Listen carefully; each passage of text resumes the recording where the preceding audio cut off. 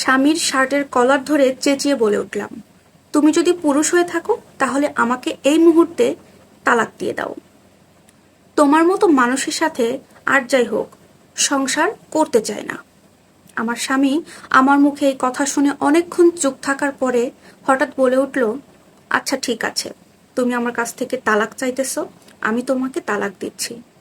Please একটু ঠান্ডা মাথায় বসো, আমি তোমাকে দিচ্ছি তালাক। তারপরে আমার স্বামী আমাকে বলে উঠল, আমাকে একটা কাগজ দাও, তার সাথে একটা কলমও দিও, আমি তোমাকে কাগজে লিখে দিচ্ছি। তখন আমি একটা কাগজ আর কলম আমার স্বামীকে ধরিয়ে দিলাম। ও কিছু সময় বসে কি যেন একটা ভাবলো, তারপরে কিছু একটা লিখলো। লিখার পরে কাগজটা আমাকে ধরিয়ে দিয়ে বলল, এই যে নাও, এটা তোমার তালাকের কাগজ, এটা নিয়ে এখন সোজা তুমি ব্যাগপত্র গুছিয়ে তোমার বাবার বাড়িতে চলে যাও।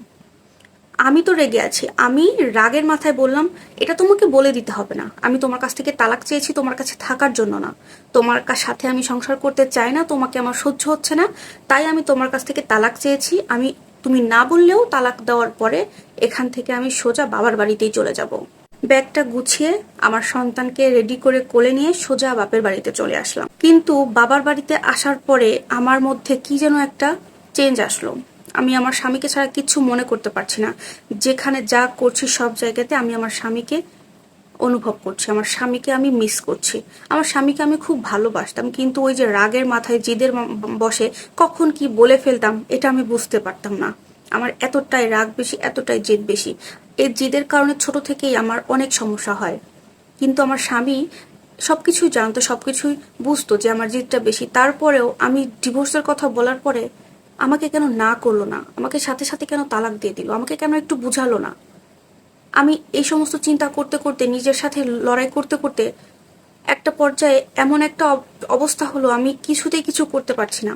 শেষ পর্যন্ত আমি বললাম, আমাকে তালাক দিয়েছে, আমি এভাবে থাকতে পারবো না, আমি তালাকনামা মানবো না। দরকার পড়লে আমি আবার ওকে বিয়ে করব, কিন্তু আমার ওকে লাগবে, ওর সাথে আমাকে থাকতেই হবে। আমি আমার ছেলেকে বাবাহারা হতে দিব না। আমি আমার সন্তানকে বাবা ছাড়া মানুষ করতে পারবো না, এটা অন্যায় হবে।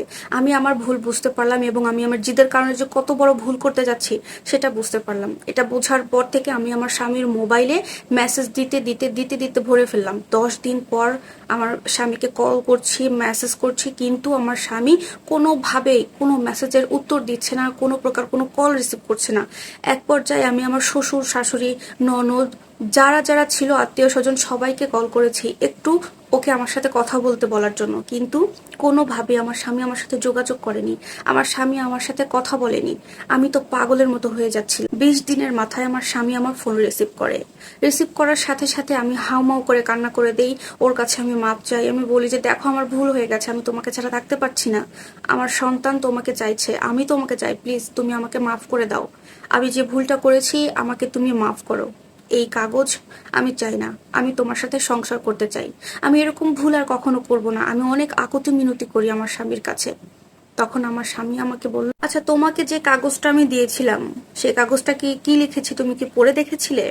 তখন আমি বললাম যে না, তোমার ওই কাগজ আমি পড়ে দেখিনি, আমার কাছে রেখে দিয়েছিলাম। আমাকে বলছে, কাগজটা যদি তোমার কাছে থাকে তাহলে তুমি ওটা বের করো, কি লিখেছি সেটা আমাকে পড়ে একবার শোনাও। তখন আমি তাড়াহুড়া করে হুড়মুড় করে আমার ব্যাগ থেকে কাগজটা খুঁজে বের করে নিয়ে কি লিখেছে সেটা আমি পড়ে শোনালাম আমার স্বামীকে। কাগজে এমন কিছু লেখা ছিল যেটা দেখার পরে বা শোনানোর পরে আমি তো পুরো অবাক হয়ে গেলাম। জানেন আপু, আসলে সেদিন না আমার স্বামী আমাকে কোনো তালাকনামা দেয় নাই। কাগজে কি লেখা ছিল জানেন আপু? আসমান যদি নিচেও নেমে আসে তবুও আমি তোমাকে তালাক দিব না আমার প্রেয়সী। এই কথাটা দেখার পরে আপু জানেন না আমার মনের ভেতরে কি চলছিল, আমি পুরা পাগল হয়ে গেলাম।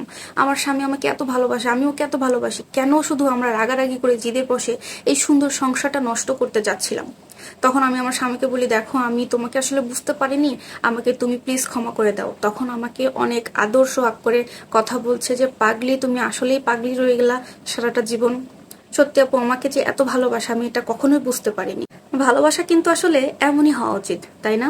রুকাই নামের এই আপুটা তার ভালোবাসার কথাটা আমার সাথে এইভাবে শেয়ার করেছিলেন। যদিও প্রথমে গল্পের ভেতরে কিন্তু একটা টুইস্ট আছে, ডিভোর্স ব্যাপারটা, বাট সেটা আসলে শেষ পর্যন্ত হয় নাই। ভাইয়া আসলে তার ওয়াইফকে অনেক বেশি ভালোবাসে, সেটা আমাকে বলেছে। তো যাই হোক, এই সুন্দর গল্পটা যদি ভালো লেগে থাকে অবশ্যই লাইক কমেন্ট শেয়ার করে আপুর পাশে থাকবেন। দেখা হচ্ছে পরবর্তীতে নতুন কোনো গল্প নিয়ে। আল্লাহ হাফিজ।